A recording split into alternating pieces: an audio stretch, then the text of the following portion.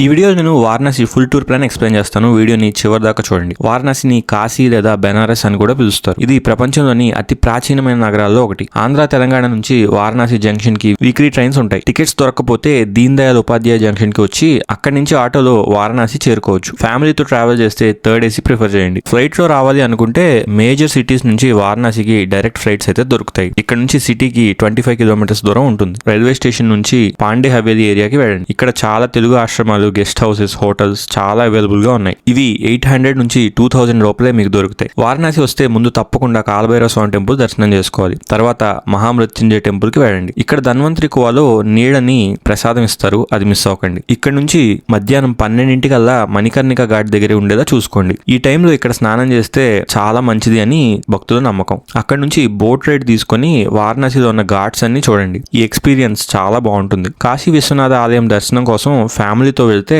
Special దర్శనం ticket book చేసుకోండి. ఇది 300 రూపాయలు ఉంటుంది. స్పర్శ దర్శనం చేసుకోవాలి అంటే ఉదయం 4 గంటల నుంచి 5 గంటల వరకు లేదా ఈవినింగ్ 4 గంటల నుంచి 5 గంటల స్లాట్ లో మాత్రమే ఉంటుంది. సో మీరు 3 గంటల 30 నిమిషాలకే క్యూలో ఉండేలా చూసుకోండి. దర్శనం అయినాక అన్నపూర్ణాదేవి, సాక్షి గణపతి, విశాలాక్షి అమ్మవారి టెంపుల్స్ ని దర్శించుకోండి. ఈవినింగ్ దశాశ్వమేధ ఘాట్ లో గంగా హారతి తప్పకుండా చూడండి. నెక్స్ట్ డే మార్నింగ్ టైం ఉంటే వారాహిదేవి టెంపుల్ కి వెళ్ళండి. ఇది 7 గంటల 30 నిమిషాల నుంచి 9 గంటల 30 నిమిషాల వరకు మాత్రమే ఓపెన్ అయి ఉంటుంది. ఈ ప్లాన్ ఫాలో అయితే చాలా తక్కువ టైంలోనే కంప్లీట్ గా వారణాసిని విజిట్ చేయొచ్చు. ఈ వీడియోని వారణాసి వెళ్ళాలనుకునే మీ ఫ్రెండ్స్ అండ్ ఫ్యామిలీకి షేర్ చేయడం మర్చిపోకండి.